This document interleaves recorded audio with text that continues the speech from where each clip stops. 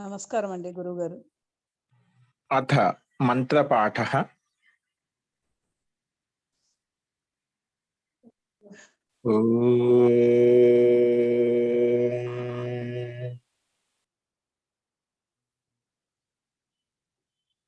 సహనావతు సహనౌ భునక్తు సహ వీర్యం కరవావహై తేజస్వినావదీతమస్తు మా విద్విషావహై. ఓం శాంతి శాంతి శాంతి.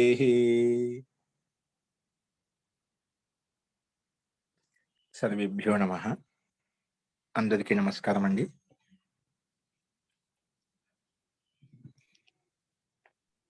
మనం యోగ దర్శనంలో సమాధి పాదము, సాధన పాదము 2 పాదాలు చెప్పుకున్నాము. ఇప్పుడు విభూతి పాదం చెప్పుకుంటున్నాము. మనకు మధ్యలో చాలా గ్యాప్ వచ్చింది. మీరు దాన్ని చాలా మంది చూసే ఉంటారు అనుకుంటున్నాను. ఇందులో అంటే ఇంతకుముందు చెప్పిన పాఠాల్లో సమాధి పాదం కావచ్చు, సాధన పాదం కావచ్చు, ఇంకా విభూతి పాదం కూడా మనం మొదలు పెట్టుకున్నాము. అందులో ఏదైనా సందేహాలు ఉన్నాయంటే చెప్పండి. ఇది కొంచెం శంకా సమాధానికి రూపంలో మనం చెప్పుకుందామండి. ఎటువంటి విషయం అయినప్పటికీ కూడా. ఇంకోటి ఒకటి ఏం చెప్పానంటే, మీ దగ్గర ఎవరికైనా ప్రశ్నలు ఉంటే వ్యక్తిగతంగా అది మీరు మౌఖికంగా కూడా అడగవచ్చు, లేదంటే లిఖితబద్ధంగా కూడా రాసి మీరు వ్యక్తిగతంగా నాకు పంపించచ్చు. అంటే ఆ విషయాన్ని తీసుకొని మనం చర్చించవచ్చు. అంటే మా ఆచార్య గారు వస్తా అని చెప్పారన్నమాట. మా ప్రశ్నలు ఏమైనా ఉంటేనా ఆ ప్రశ్నను ఆధారం చేసుకొని ఎటువంటి విషయాలు, కర్మఫల సిద్ధాంతం కావచ్చు, పునర్జన్మ విషయంలో కావచ్చు, ఇక్కడ సిద్ధి ప్రకారం నడుస్తుంది ఈ సిద్ధి విషయంలో కావచ్చు, ఏంటి ఈ విషయం గురించి కొంచెం మనం మనలో ఉత్సాహం కోసం, ప్రేరణ కోసం మనం ఏదైనా ప్రశ్నలు జిజ్ఞాస ఉంటే మనం రాసి మీరు గ్రూప్లో పెడితే, గ్రూప్ కాకుండా వ్యక్తిగతం నాకు పంపించారంటే నేను దాన్ని బట్టి ఒకరోజు ఆచార్య గారిని పిలిచి మనం ఆ రోజు శంకా సమాధానం కింద మనం వీటి సమాధానం తెలుసుకోవచ్చండి. కాబట్టి ఎవరికి ఉన్నా కూడా ఎటువంటి సందేహాలు ఉన్నా కూడా అది మీరు తెలుగులో అయితే తెలుగులో రాయండి, హిందీ రాకుంటేనా హిందీ వచ్చిన వాళ్ళు హిందీలో రాయండి. హిందీ అనుభవం ఉండేవాళ్ళు, రాయగలిగిన వాళ్ళు మీ ప్రశ్న ఏంటిది దాంట్లో రాయండి, వ్యక్తిగతంగా నాకు పంపించండి. అది ఒకరోజు మన ప్రశ్నలు బట్టి మనం ఆశ్చర్యంగా పిలిపించవచ్చండి. అస్తు. ఇప్పుడు ఇంకెవరికన్నా ఈ విభూతి పాదంలో కానీ ధ్యాన విషయంలో కానీ ఇంకెటువంటి సందేహాలు ఉన్నాయా? మీరు చూశారు ఈ కాలంలో, మధ్య కాలంలో ఈ దాదాపుగా 4-5 రోజుల నుంచి మనం క్లాస్ జరగడం లేదు. ఎవరైనా చూశారా? విశిష్ట ప్రయోగాలు చేస్తున్నారా ధ్యాన విషయంలో? ఎవరైనా కానీ నిరంతరంగా చేస్తూ వస్తున్నారా? అందరూ చేయకుండొచ్చు, మధ్యలో కుంటుపడి ఉండొచ్చు, లేదంటే నేను చేస్తున్న కంటిన్యూగా మధ్య మధ్యలో ఎప్పుడైనా కంటిన్యూ చేస్తూనే ఉన్నా మహోదయ. జీ సంతోషం సుమంగళి గారు. ఇంకా అండి ఇవి ఇలా చేయడం వల్ల ఈ కర్మలు ఎవరికో కాదు, ఈ సంస్కారాలు, ఈ కర్మ చేసిన ప్రారంధం అనేది, ఆ కర్మ యొక్క సంస్కారం అనేది, ఆశయం అనేది ఖచ్చితంగా మన మీదే పడుతుంది. మనకు ఒకవేళ మనసు అంత ఏకాగ్రత అయి ఉండకపోవచ్చు, కాకపోయినప్పటికీ కూడా మనం నిరంతరంగా కూర్చోవడం వల్ల ఏమవుతుందంటే వాటి యొక్క సంస్కారం కూర్చోని మన సంస్కారం మనలో అది బలంగా నాటకపోతుంది. ఒకరు అలా నిరంతరం కూర్చుంటూ ఉంటేనా ఖచ్చితంగా మనకు అలాంటి స్థితి ఏర్పడుతుందండి. ఎందుకంటే కాకపోతే దానితో పాటు మనం చెప్పాం కదా, శ్రద్ధ అనేది ఖచ్చితంగా ఉండాలి. మనం ఎందుకంటే ముందు చెప్పిన సాధనా పాదంలో ఇది సమాధి పాదంలో దీర్ఘకాల నైరంతర్య సత్కార సేవితో దృఢ భూమి, అది ధ్యానం పరిపక్వ స్థితిలోకి వెళ్ళాలి అంటే నిరంతరంగా ఉండాలి, దీర్ఘకాలంగా ఉండాలి. ఇంకోటి శ్రద్ధ అతి ముఖ్యమైనది. శ్రద్ధ ఉన్నప్పుడే మనకు సగం పనులు సహజంగా జరిగిపోతాయండి. ఏ పని చేసినా శ్రద్ధాపూర్వకం చేసినప్పుడు అనాయాసం జరిగిపోతాయి. అదే విధంగా ఇక్కడ కూడా ధ్యాన విషయంలో కూడా, మెడిటేషన్ విషయంలో కూడా మనం అదే శ్రద్ధ భక్తితో నమ్మకంతో చేసినప్పుడు త్వరగా ఫలితాన్ని ఇస్తున్నామట, ఎక్కువ టైం తీసుకోదు. కాబట్టి మనకు నమ్మక విశ్వాసపూర్వకంగా, శ్రద్ధాపూర్వకంగా ధ్యానం చేస్తూ ఉంటాం అన్నమాట. కాబట్టి ఒక మంచి అవకాశం దానికి దొరికింది. కాబట్టి వీటిని ఉపయోగించుకోవాలండి చాలా మంది. నిరంతరం చేస్తూ ఉంటే అది ఎప్పుడు పరమాత్మ ఎప్పుడు అనుగ్రహిస్తో చెప్పలేమంట. కాపోతే అది నాకు ఈ రోజే అనుకునే ఈరోజు నన్ను అనుగ్రహిస్తా అనే భావనతో మనం చేయాలి. ఎప్పుడో కాదు ఉదాసీనత భావంతో కాకుండా ఇప్పుడేమవుతుందిలే, ఇప్పుడేమొస్తుంది అని అనుకోవద్దు. మనలో సంకల్పం నిజంగా సమర్పణ భావంతో పూర్ణంగా ఉందనుకోండి, అది ఏ క్షణమే కావచ్చు, ఈ క్షణమే కావచ్చు. దానికి సమయం అంటూ లేదు. కాపోతే మనలో సమర్పణ భావన పరమాత్మ పట్ల, గురుల పట్ల, ఆ విద్య పట్ల తెలుసుకోవాలనే భావన పూర్తిగా నువ్వు సమర్పితం చేసినప్పుడు, అదే సమర్పణ భావంతో నీకు విద్య కూడా వస్తుంది. ఆ జ్ఞానం వస్తుంది. ఆ ఈశ్వరుని యొక్క అనుగ్రహం కూడా మనకు కలుగుతుందన్నమాట. అంటే ముందుకు మనం విభూతి పాలు యోగే యోగస్య ఉపాధ్యాయ అని ఒక మన విభూతి పాలు చెప్పుకుంటాం మళ్ళీ. సో అక్కడ నువ్వు అలా కూర్చోవడం వల్ల నీకు ఉపాధ్యాయుడిగా నీకే మార్గదర్శనం చూపించుకుంటూ ముందుకు తీసుకెళ్తామట. కాబట్టి మనకు ఎవరో చెప్పాల్సిన అవసరం లేదు. మనం ఎలా వెళ్తున్నాం, ఏ వేలో వెళ్తున్నాం, కరెక్ట్ పద్ధతిలో వెళ్తున్నాం లేదా అని చెప్పి. నిజంగా మనం కూర్చోడం బాగా శ్రద్ధాపూర్వకం ప్రతి రోజులో ఏదో ఒకటి మార్పు కనిపించాలి. మనం కూర్చుంటూ ఉంటాం కానీ రోజు ఒకటే విధంగా వెళ్తూ ఉంటున్నామట. నిన్న కూర్చుని ఏదో ఒకటి కూర్చుంటున్నాం. ఏదో చేయాలి. జపానుష్ఠానం కావచ్చు, మంత్రానుష్ఠానం కావచ్చు, ఇంకేదైనా కానీ చేస్తూ కానీ నిన్నటికి ఈ రోజుకి నాలో మార్పు ఏంటి? నేను ఏం చేశాను? నిన్నలో చేసినప్పుడు ఏ రకంగా ఉండే నా మానసిక స్థితి, ఈ రోజు చేసినవి ఎలా ఉంది మానసిక స్థితి. తర్వాత ఆ ధ్యాన స్థితి నుంచి లేచిన తర్వాత కూడా వ్యవహార కాలంలో నా వ్యవహారం ఎలా ఉంది? ఇతరుల పట్ల కావచ్చు, కుటుంబ సభ్యుల పట్ల కావచ్చు, బయటి వాళ్ళ పట్ల కావచ్చు, ఎలా ఉంది నా వ్యవహారం? అది కూడా గమనించాలన్నమాట. ఈర్ష్య, ద్వేషంతో కానీ, రాగంతో కానీ, కోపంతో కానీ ఉందా? అటువంటి స్థితి ఉండకూడదు. మనకు ధ్యానం చేస్తున్నామంటే ముందుగా మనలో కామక్రోధ లోభ మద మాత్సర్యాలన్నీ కూడా ముందు శాంతిస్తాయి. అంటే మన ఆధీనంలో ఉంటాయన్నమాట. ఎవరికి ఎంత వ్యవహరించానో అంతే వ్యవహరిస్తాం, అంతకన్నా ఎక్కువగా వ్యవహరించామన్నమాట. కాబట్టి అలాంటి స్థితి మనకు కలుగుతుంది. సాత్విక భావన కలుగుతుంది. ఎవరికి ఎలా ఉండాలనే భావన మనలో ఖచ్చితంగా అది కలుగుతుంది అన్నమాట. అంటే మనలో ఉండే దోషాలు ఏ వ్యవహారం చేసే స్థితిలో సంతోషాన్ని కలిగించగలుగుతాము, మనం సంతోషంగా ఉండగలుగుతాము అనే స్థితి మనకు ఏర్పడుతుంది. కాబట్టి అలాంటి శాంత స్థితి కలిగినప్పుడే మనకు ఏకాగ్రత కలుగుతుందన్నమాట. మనసులో మనకు శాంతత కావాలి, ప్రసన్నత కావాలి. ప్రసన్నత ఉన్నప్పుడే మనం మనస్సును ఎక్కడైనా కేంద్రీకృతం చేయవచ్చు, ఏకాగ్రతను పొందవచ్చు అన్నమాట. కాబట్టి ముందుగా మన ప్రయత్నం శైథిల్యం ఉండకూడదు. నిరంతరంగా అభ్యాసం చేస్తూ ఉండాలి.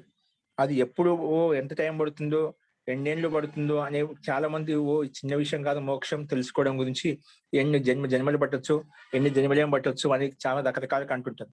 అది మరి కరెక్టే. మన సంస్కారం ప్రబలంగా సాంసారిక విషయాల పట్ల ఆకర్షణ ఉందనుకోండి, టైం పడుతుంది. కానీ ఇప్పుడు మనము మన సంస్కారాన్ని మార్చుకొని యథార్థంగా జ్ఞానం తెలుసుకొని మనం అవన్నీ వదిలేస్తున్నామట. ఏది సత్యమో, ఏది అసత్యమో, అసత్యాన్ని వదలడమో, సత్యాన్ని గ్రహిస్తూ మనం ముందుకెళ్తూ ప్రయత్నం చేస్తున్నాం. ఆ ప్రయత్నంలో మనకు సమర్పణ భావం చేసినప్పుడు పరమాత్మ నుండి ఒక అనుభూతిని కలుగుతుందన్నమాట. పూర్తిగా సమర్పణ భావం అయినప్పుడు ఆ అనుభూతిని ఆధారం చేసుకొని నిరంతరంగా నువ్వు యోగాభ్యాసం చేసుకోవచ్చు అన్నమాట. యోగాభ్యాసం చేసినప్పుడు ఒక తెలియని అనుభూతి మనకు కలుగుతుందన్నమాట. ఈ అనుభూతిలో ఇంత ఆనందం ఉందన్నప్పుడు నిజంగా ఆ పరమాత్మ తెలుసుకున్నప్పుడు ఎంత ఆనంద అనుభూతి కలుగుతుందని చెప్పేది ఆ అనుభూతి యొక్క సంస్కారం ఏదైతే ఉందో దాన్ని ఆధారం చేసుకుని, ఆ స్మృతి శక్తిని ఆధారం చేసుకుని నిరంతరంగా అభ్యాసం మనం తీవ్రంగా పెంచుకుంటూ ముందుకు వెళ్ళొచ్చండి. కాబట్టి ఆ అనుభూతి కోసం మనం సమర్పణ భావం చేసినప్పుడు మనలో సంస్కారం మార్చుకుంటూ మనం నిరంతరం జ్ఞానం వైపు ముందుకు వెళ్ళవచ్చు అంట. అలాంటి స్థితి మనకు కలుగుతుంది అన్నమాట. ఒకేసారి కాకపోయినా అనుభూతి ద్వారా మనము ప్రయత్నంలో శైథిల్యం లేకుండా నిరంతరంగా కొనసాగించుకోవచ్చు. నేను చేయాల్సిన కర్తవ్య పనులు తెలుసుకొని నిరంతరంగా కొనసాగించడం వల్ల మనకు త్వరగా సిద్ధిస్తుంది. కాబట్టి దానికి నియమం అంటూ లేదు. ఈ జన్మ కావచ్చు, 2 జన్మలు కావచ్చు, 10 జన్మలు కావచ్చు, లేదంటే ఇంకా ఎక్కువ పట్టొచ్చు, మాసాలు పట్టచ్చు, సంవత్సరాలు పట్టచ్చు, ఏదైనా కావచ్చు. నా కాల నియమం వామదేవవత్ అని చెప్పి వామదేవ ఋషి దానికి ఒక కాలం నియమం అంటూ లేదు. మళ్ళీ ఈ రోజు మన సంస్కారం పూర్తిగా దగ్ధం చేసుకుంటే అది మానసికంగా ఉంటుందన్నమాట, నీళ్ళు ఆత్మలో ఉంటుందన్నమాట. నేను ఏ వస్తువు అయితే వదిలాలనుకుంటున్నా వదిలేయడము, ఏదైతే గ్రహించాలో అది గ్రహించడం, అలా పూర్తిగా సంకల్పంతో మనం చేసుకున్నాం అనుకోండి, నిజంగా అలాంటి స్థితి మనలో కలుగుతుందన్నమాట. కాబట్టి పూర్తిగా సమర్పణ వస్తువును వదిలేసిన తర్వాత మనం ఇంత ముందుకు చెప్పుకున్న పాఠంలో, సాధనా పాదంలో ఏదైనా వస్తువును వదిలేసా మనం స్వాంతావలేహి కాకూడదు. ఒక వస్తువుని వదిలేసిన తర్వాత మళ్ళీ కావాలనుకోని మళ్ళా వెనక్కి తిరిగి చూడకూడదు. ఓసారి త్యాగం చేసామా, త్యాగం చేసేయాలి అంతే.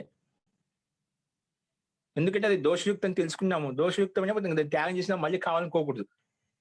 కాబట్టి అలాంటి స్థితి మనకి ఎప్పుడైతే కలుగుతుందో, పరిపక్వ స్థితి కలుగుతుందో, మనకు నిజంగా ధ్యాన స్థితిలో మెడిటేషన్ చేసుకోవడంలో మనకు ఉన్నత స్థితి కలుగుతుంది.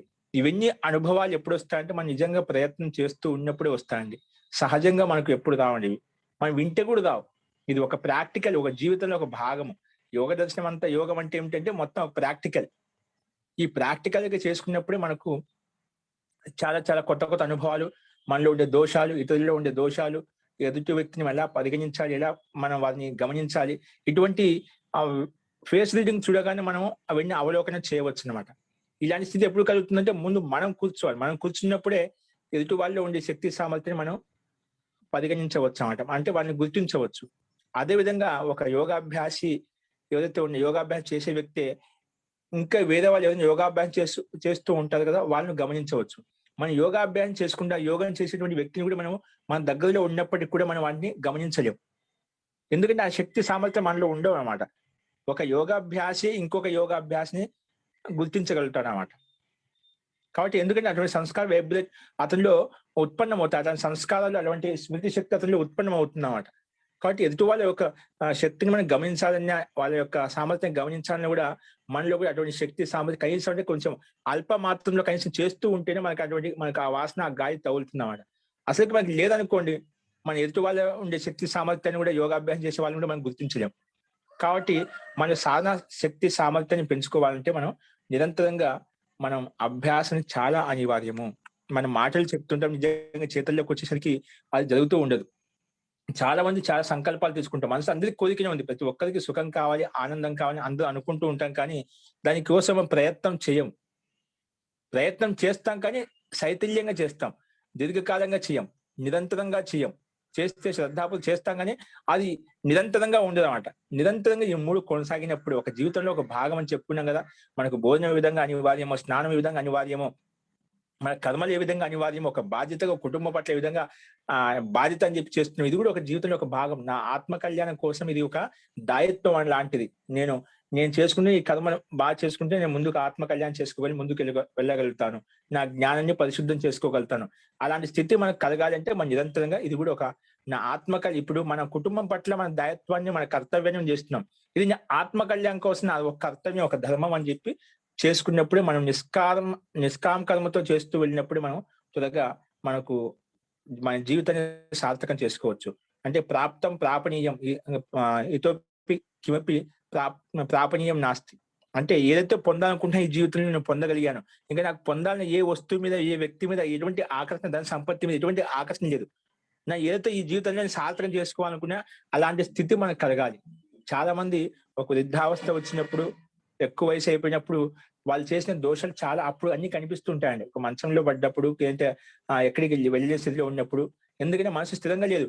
అప్పుడు అన్ని జ్ఞాపకాలు గుర్తుకొస్తుంటాయి. జరిగిపోయిన విషయాన్ని మొత్తం జ్ఞాపకాలు గుర్తొస్తుంటాయి. అవి మంచివైతే పర్వాలేదు. కొన్ని మంచివి ఉంటే, చెడు ఉంటే 2 ఉంటాయన్నమాట. నేను జీవితాన్ని వ్యక్తం చేసుకున్నాను అనే పశ్చాత్తాపం కలుగుతూ ఉంటుంది. అలాంటి పశ్చాత్తాపన భావన మనకు రాకుండా ఉండాలంటే మన ఈ శక్తి సామర్థ్యం ఉన్నప్పుడే మన కర్మలను బాగా చేసుకోవాలి. లేకపోతే శక్తి సామర్థ్యం అయిపోయిన తర్వాత చాలా మంది అనుకుంటారు ఇవన్నీ వృద్ధావస్థ చేసుకోవచ్చింది, వయసు అయిపోయాక బాధ్యత అయిపోయినాక చేసుకుంటాం అనుకుంటుంటారు. బాధ్యత ఎప్పుడు జీవితం ఉన్ననాళ్ళు ఏదో ఒక బాధ్యత ఉండనే ఉంటుందని. జీవితం ఉన్ననాళ్ళు ఖచ్చితంగా బాధ్యత ఉండనే ఉంటుంది. ఎవరికైనా ఒక యోగికే బాధ్యత అనేది ఖచ్చితంగా ఉంటుంది. అటువంటప్పుడు సామాన్య వ్యక్తికి ఉండదండి. ఖచ్చితంగా బాధ్యత ఉంటుంది. బాధ్యత ఉన్నప్పుడు మనం సక్రమంగా నడవగలుగుతాం. బాధ్యత లేదనుకోండి, మన మీద బరువు లేదనుకోండి, ఏవో సక్రమంగా నడవడం. ఇది జీవాత్మ యొక్క స్వభావం అంట. ఏదో ఒకటి కర్మ చేస్తూ ఉండాలి. కర్మ చేస్తూ ఉన్నప్పుడే, దాయత్వంగా చేస్తున్నప్పుడే మనం ఒక సక్రమైన పద్ధతిలో మార్గంలో నడవగలుగుతాం. కాబట్టి కర్మ ఏదో చేస్తుంటే ఏదో ఒక సమస్య ఉండనే ఉంటుంది. కాకపోతే వాటిని ఎదుర్కొంటూ వాటి సమస్యలను సమాధానం చెప్పుకుంటూ ముందుకు వెళ్ళాలి. కాబట్టి అటువంటి స్థితి మనకి ఎప్పుడు ఉంటుంది కాబట్టి మనకు కర్మలతో రహితంగా ఎప్పుడు ఉండలేం కాబట్టి మనం ఈ కర్మలు సక్రమంగా చేసుకోవాలంటే ఈ నిరంతరంగా ఈ దినచర్య నడుస్తూ ఉండాలి. క్రమశిక్షణ నడుస్తూ ఉండాలి. అప్పుడు ఒక వ్యవస్థితంగా ఉంటుంది మనకు. కాబట్టి ఇది అత్యంత అనివార్యం. మనం చేసినప్పుడే నిజంగా దీన్ని యోగ దర్శనం మన జీవితంలో సార్థకం చేసుకోగలుగుతాం అనమాట. కాబట్టి అలా ప్రయత్నం చేస్తూ ఉండండి. చేస్తూ ఉంటున్నాను అనుకుంటున్నాను. కొందరికి చెప్తే దీంట్లో ముఖ్యంగా ధైర్యం కావాలండి. అత్యంత ధైర్యం. మనం అధైర్యపడితే కాదు ఇది. ధైర్యంతో వచ్చేమాట. దీంట్లో చాలా విషయాలు మనకు పరీక్ష నడుస్తూ ఉంటుంది. మనలో ఇప్పుడు పరీక్ష ఎందుకు పెడతామంటే ఏంటంటే, మనకు తెలియక కాదు. తెలుసు. ఆ తెలిసే నీలో బలంగా ఉందా లేదా అని చెప్పి. పిల్లలకి పాఠాలు చెప్తాం, అన్ని పరీక్షలు రాయించాం. మళ్ళా పబ్లిక్ పరీక్షలు ఎందుకు రాయిస్తామంటే, అది నేర్చుకుని మళ్ళీ ఒకసారి అది బలంగా చేయడం కోసం అట. అట్లా ఇవన్నీ ఏవైనా జీవితంలో పరీక్షలు జరుగుతున్నాయంటే మనకు ధైర్యము, సహనశక్తి, ఓర్పు ఇవన్నీ ఏవైతే ఉన్నాయో, మనలో పరీక్షల కోసం అవన్నీ వస్తూ ఉంటాయి. వాటిని ఎలా ఎదుర్కోవాలి? వాటిని సమస్య ఉందని సమాధానం కూడా ఉంటుంది. వాటిని ఎదుర్కొనే శక్తి, సామర్థ్యం మనం ఆలోచించాలి. అధైర్యపడ్డామనుకోండి మనం అక్కడే కింద పడిపోతాం అన్నమాట. కాబట్టి వీటిని ఎదుర్కోవాలంటే మనలో శక్తి సామర్థ్యాన్ని ఒక బ్యాలెన్స్‌లో పెట్టుకోవాలంటే మనకు నిరంతరంగా ఇది ఈ సాధన అనేది మనకు ఉపయోగపడుతుంది. నేను ఒక విషయం చెప్తున్నాను చాలా మందికి. ముక్తి విషయం వేరు, సమాధి విషయం వేరు, ఇవన్నీ తర్వాత. కానీ అంతకంటే ముందు మన లౌకిక జీవనం ఏదైతే నడుస్తుందో, ఆ లౌకిక జీవనం అనేది మనకు సక్రమంగా ఒక పద్ధతిలో నడుస్తూ ఉంటుందన్నమాట. అంటే ముందుగా లౌకిక జీవనం వాడేటప్పుడు మనం సూక్ష్మ విషయాలు, ఆ ధ్యాన విషయం కానీ, సమాధి విషయం కానీ, ఆత్మ పరమాత్మ విషయం కానీ, ఇంకా సూక్ష్మ విద్య విషయంలో మనకేం తెలుస్తాయండి? స్థూలంగా మనం సంతోషంగా లేము, ప్రసన్నంగా లేము. లౌకిక వ్యవహారం పట్ల మనలో చాలా మతభేదాలున్నాయి. సో, లౌకిక వ్యక్తుల మధ్య మనలో పరస్పరం ప్రేమ వ్యవహారం లేనప్పుడు ఆ పరమాత్మ పట్ల ప్రీతి ఎలా కలుగుతుంది మనకు? సమాధి పట్ల ప్రీతి ఎలా కలుగుతుంది? విద్య పట్ల ప్రీతి ఎలా కలుగుతుంది? ముందు లౌకిక వ్యవహారం మనం బాగా ఉంచుకోవాలి. మన లౌకిక వ్యవహారం పట్ల 10 మంది సంతోషపడ్డారనుకోండి, మనం చేసే క్రియాకలాపాలు కూడా అవి సక్రమంగానే ఉంటాయి. ఒక పద్ధతిగా ఉంటాయి కాబట్టి మనం ముందుకెళ్ళిపోతాం. కాబట్టి ఈ ముందు వీటి యొక్క ప్రభావం మనలో మార్పులొచ్చేస్తాయి. ఈ సాధన చేసుకోవడం వల్ల లౌకిక వ్యవహారం సుఖమయంగా, శాంతమయంగా నడుస్తుంది. అలా సుఖంగా, శాంతంగా ఉన్నప్పుడు మన కర్మలు కూడా శుద్ధ కర్మలు చేసుకోవడంలో, శుద్ధ ఉపాసన కూడా, శుద్ధ ధ్యానం కూడా చేసుకొని మనం ముందుకెళ్తూ ఉంటాం. వాటి పట్ల సమాధి భావన మనకు అంటే ఆత్మ, పరమాత్మ పట్ల, విద్య పట్ల మనలో ఒక భావన అనేది కలుగుతుందన్నమాట. అటువంటి స్థితి మనకు ఆహ్, లోపల నుంచి వస్తుంది. తాత్వికంగా కాకుండా, శాత్వికంగా కాకుండా మన లోపల నుంచి పుట్టాలన్నమాట. ఆ సంస్కారం అనేది. ఆ సంస్కారం ప్రతి ఒక్కనిలో ఉండే ఇది ఆది జన్మ కాదు మనకు. అనాది కాలం చక్కగా నడుస్తూనే ఉంది ఇదన్నమాట. అంటే మనం ఎన్నో సార్లు మోక్షం కూడా వెళ్ళిపోవచ్చు. మేము కొత్త ఏం కాలేదు. మోక్షానికి పోయొచ్చాం, మళ్ళీ ఇక్కడ కిందకొచ్చాం. మళ్ళా సంస్కారం నడుస్తున్నారు. సంస్కారం పట్ల మనలో ఉండే సంస్కారాన్ని బట్టి ఈ జన్మ సంసారంలోకి వచ్చాం మనం. కాబట్టి అవన్నీ సంస్కారం లోపల అణిచివేయబడ్డాయన్నమాట. కానీ ఇలాంటి ప్రయత్నం చేస్తున్నప్పుడు ఏమవుతుంది, ఆ సంస్కారాలు వాటి మీద రోజు మనము ప్రయోగం చేసి దాన్ని ఒత్తిడి చేస్తున్నాం కాబట్టి, ప్రయోగాలు అంటే చదువుతున్నాం కాబట్టి, ఆ సంస్కారం మీద టార్చర్ కావడం వల్ల అవన్నీ బయటికి వచ్చేస్తాయి. తెలియకుండా వచ్చేస్తాయి. సాత్వికత పెరిగే కొద్దీ మనలో, సత్వగుణం పెరిగే కొద్దీ మనలో ఉండే లోపల అనాది వాసన సంస్కారాలు ఏవైతే ఉన్నాయో, ఆ సంస్కారం అంటే నువ్వు ఏ దాని పట్ల ప్రయత్నిస్తున్నా దానికి సంబంధించిన సంస్కారం బయటకు వచ్చేస్తుందన్నమాట. ఇప్పుడు ఈ మార్గంలో ఆధ్యాత్మిక యోగ అభ్యాసం చేసిన దర్శనాన్ని, శాస్త్రాన్ని చదువుతున్నాము. ముక్తిని పొందేటువంటి శాస్త్రాన్ని చదువుతున్నాము. కాబట్టి అటువంటి సంస్కారం మనలో, స్మరణలో ఉన్న అనాది వాసన సంస్కారాలు ఏవైతే ఉన్నాయో అవి బయటకు వచ్చేస్తాయి. ఆ అనుభూతే మనకు ఇంకా ముందుకు తీసుకెళ్ళడానికి మనకు ప్రేరణ కలిగిస్తూ ఉంటుందన్నమాట. కాబట్టి ఆ ప్రేరణ పొందాలి, ఆ సంస్కారం మనం స్మరించుకోవాలంటే మనలో ప్రయత్నం కంటిన్యూగా చేస్తూ ఉన్నప్పుడు ఇటువంటి మనలో ఉండే సంస్కారాలు ఏంటి, మనలో ఉండే దోషాలు ఏంటి, మనలో ఉండే గుణాలు ఏంటి, ఇవన్నీ మనం గుర్తించగలుగుతామండి. కాబట్టి ముందు మనలో మార్పు తెచ్చుకోవాలి. ఎవరో కాదు, ముందు మనలో మార్పు వచ్చిందనుకోండి, ఇతరుల పట్ల మార్పులు సహజంగానే వచ్చేస్తాయి. ముందు మనలో మార్పులు రావాలి. ముందు మన గురించి మనం తెలుసుకోవాలి. మన గురించి మనం తెలుసుకోవాలంటే దానికి ఇది ఒకటే ఉపాయము. మనం యోగాభ్యాసం చేసుకోవడం వల్లనే దానికి యమ, నియమ, ఆసన, ప్రాణాయామ అని ఒక సిస్టమాటిక్ చెప్పాం. ఇవన్నీ చేసుకుంటూ వచ్చినప్పుడే, ఆచరిస్తూ వచ్చినప్పుడే మనకి ఇవన్నీ సిద్ధిస్తాయండి. కాబట్టి ముఖ్యంగా యోగాభ్యాసం, యోగ శాస్త్రంలో ముఖ్యంగా ఈ యమ నియమాలే. ఈ యమ నియమాలను మనం ఆచరించినాం అనుకోండి, అన్ని సహజంగా వచ్చేస్తాయి. ముందు లౌకిక జీవనం మనకు మార్పులు వచ్చేసి సుఖమయంగా, సంతోషంగా ఉంటుంది. ఆ సంతోషంలో మన అన్ని పనులు సంతోషంగా, పూర్వకంగా పనిచేయడం వల్ల ఇంకా సూక్ష్మ విషయాల పట్ల మన శ్రద్ధాభావన కలుగుతుంది. కాబట్టి వాటి పట్ల మనం ప్రతి నిత్యం చేస్తూ ఉండాలి. నిరంతరంగా కుంటు పడకుండా చేస్తుండాలి. సూత్రం చెప్పిన దీర్ఘకాల నైరంతర్య సత్కార సేవితో దృఢ భూమి అన్నట్టుగా మనం దీర్ఘకాలంగా, నిరంతరంగా, శ్రద్ధాపూర్వకం చేసినప్పుడే నిజంగా దీన్ని సార్థకం చేసుకోగలుగుతాం జీవితంలో. అది మనకు అంతిమ స్థితిలో కూడా ఈ అవస్థలో నేను నిజంగా చాలా విషయాలు, కనీసం అంటే జీవితం అంతిమ క్షణంలో నేను ఒక మంచి పని చేయగలుగుతాను, నా సంస్కారం చాలా మార్చుకోగలిగాను, నాలో ఉండే దోషం తెలుసుకోగలిగాను, మనలో ఉండే తప్పులు మనం తెలుసుకుని వదిలేసినా కూడా మనకు సంతోషం అండి. ఇన్నాళ్ళు తెలుసుకోదు, ఎప్పుడైతే తెలుసుకొని దాన్ని వదిలేసాం అనుకోండి, ఆ సంస్కారం అక్కడికి నష్టం అయిపోయింది. ఇన్నాళ్ళు ఏం చేసినా వదిలేసేయండి. ఇప్పుడు తెలుసుకున్న తప్పుగా తెలుసుకుని దాన్ని వదిలేయడం పెద్ద గొప్ప విషయం అన్నమాట. తప్పు చేయడం తప్పు కాదు, కానీ తప్పు చేసిన తర్వాత తప్పుని తెలుసుకొని మళ్ళీ ఆ తప్పు చేయకుండా ఉండడం అది గొప్ప విషయం. ఆ తప్పు తెలుసుకొని మళ్ళీ ఆ తప్పు చేస్తున్నాం అనుకోండి, అది మహా తప్పు అయిపోతుంది. ఆ సంస్కారం పూర్తిగా నాటకపోతుంది. అంటే మనుషులం కాబట్టి మనకు తెలియకుండా ఒక్కోసారి తప్పులు చేస్తూ ఉంటాం. సహజంగా జరిగిపోతూ ఉంటాయన్నమాట. అంత ప్రబల యోగి అవస్థలు లేవు కాబట్టి, మన సాధన అవస్థలు లేవు కాబట్టి, సంసారంలో ఉన్నాం కాబట్టి తెలియకుండా తప్పులు జరిగిపోతుంటాయి. కానీ ఆ తప్పులు మనం తెలుసుకొని ఎదుటి వాళ్ళ ద్వారా గాని, గురువుల ద్వారా గాని, ఇంకా ఏదైనా శాస్త్రం ద్వారా గాని మనం తెలుసుకున్న తర్వాత వదిలేయాలి. వదిలేసినప్పుడు మనకు అది మనలో ఉండే సంస్కారాన్ని నష్టం చేస్తుంది కాబట్టి, అంటే ఏదైతే చెడు సంస్కారం ఉందో మనలో, అధర్మ సంస్కారం ఉందో, అన్యాయాన్ని ఇచ్చేటువంటి సంస్కారం అయితుందో మనం తొలగించుకున్నాం అనుకోండి, ఆడికి ఆ సంస్కారం నష్టమైంది కాబట్టి అది మన ఉన్నతిని వైపు మనం తీసుకెళ్తుందన్నమాట. ముందు తప్పును తెలుసుకుని తప్పును దాన్ని నష్టపరుచుకున్నామంటే జ్ఞానపూర్వక నష్టం అంటే ఏంటి? మన శుద్ధ జ్ఞానం కలిగినప్పుడు అశుద్ధ జ్ఞానం ఏదైతుందో అవిద్య అయితే అది తొలగిపోతుంది. నష్టం చేయడం అంటే ఏదో మనకి ఏదో రకం కాదు. వస్తువు యొక్క ఒక పదార్థం పట్ల, ఒక వ్యక్తి పట్ల యథార్థంగా తెలుసుకున్నప్పుడు ఆ యథార్థంగా వ్యవహరిస్తాం. ఆ వస్తువు పట్ల కావచ్చు, వ్యక్తి పట్ల కావచ్చు. అంటే యథార్థ జ్ఞానం కలిగినప్పుడే ఆ యథార్థ జ్ఞానం అనేది తొలగిపోతుంది. మనకు అది ఈ శాస్త్రం ద్వారా, గురువుల ద్వారా, ఉపన్యాసాల ద్వారా మనకు తెలుస్తూ ఉంటాయి. కాబట్టి అందరికన్నా ముందు మనకు అత్యంత సహాయంగా ఉండేది ఏంటంటే మనలో ఉండే అంతరాత్మ, మనలో ఉండే దివ్య శక్తి అనేది మనం నిరంతరంగా చేసుకుంటే అది ఒక ఉపాధ్యాయుడిలాగా మనకు మార్గదర్శనం చూపిస్తూ ఉంటుంది. కాబట్టి మనం ప్రతి ఒక్కరూ అలా చేస్తూ ఉండాలి. మనం ముందు లౌకిక జీవనం సుఖమయం చేసుకోవాలని కూడా మనకు అత్యంత అనివార్యం.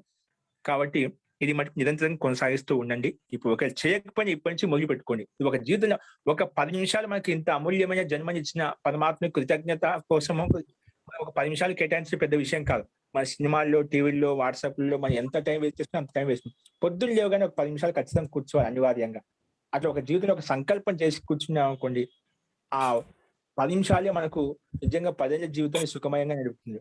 ఓన్లీ 10 నిమిషాలు ఇచ్చిన సమయమే మన జీవితాన్ని 10 ఏళ్ల వరకు సుఖమయంగా తీసుకెళ్తుందన్నమాట. ఎందుకంటే మన మనసులో సాత్వికంగా ఉన్నప్పుడు అన్ని పనులు మన లౌకిక జీవనం ఏదైతే ఉందో అది సంతోషంగా, ఆనందంగా గడిచిపోతుందండి. మనసులో ప్రశ్నత లేదనుకోండి, నీ దగ్గర ఎన్ని ఉన్నా కూడా అది అశాంతిని కలిగిస్తూ ఉంటుంది. మనసులో చాంచల్యం కలిగిస్తూ ఉంటుంది. కాబట్టి ఈ మనిషికి మనశ్శాంతి కలగాలంటే నిరంతరంగా మరి ఎక్కువ టైం చేసుకుంటే అధికస్య అధికం ఫలం. ఎంత ఎక్కువ చేసుకుంటే అంత ఈ సంస్కార ప్రబలంగా దృఢంగా మారుతూ ఉంటాయి. కనీసం అంటే న్యూనాతిన్యూనం మనకు కూర్చుని అలవాటు చేసుకోవాలి. 10 నిమిషాలతో స్టార్ట్ చేసి మనం అంతా ఒక గంట న్యూనాతిన్యూనం ఒక గంట చేసుకోవాలని చెప్పామన్నమాట. కానీ మనం ప్రారంభం చేసామనుకుంటే ఒకరోజు మనకే స్థితి కలుగుతుంది, అటువైపు ఆకర్షణ కలుగుతుంది. కాబట్టి ప్రతి నిత్యం కూర్చోడానికి ముందు అలవాటు చేసుకోవాలి. కాబట్టి అలా చేసుకున్నప్పుడు నిజంగా మనలో సంస్కారాలు చాలా మార్పులు వస్తాయండి. కాబట్టి వాటి అందరూ చేస్తూ ఉండి చేయని వాళ్ళు కూడా ఇప్పుడు ఎందుకంటే వీళ్ళు చాలా మంది మనకు 130 మంది వచ్చేవాళ్ళు. ఇంతమంది మీరు ప్రబలంగా రోజు టయానికి వచ్చినా రాకుండా ఈ టైంకి వచ్చినట్టు మీరు సంస్కారాలు చాలా చిన్నవి, చాలా ప్రబలంగా ఉన్నాయండి. చాలా ప్రబలంగా ఉన్నాయి మీరు సంస్కారాలు.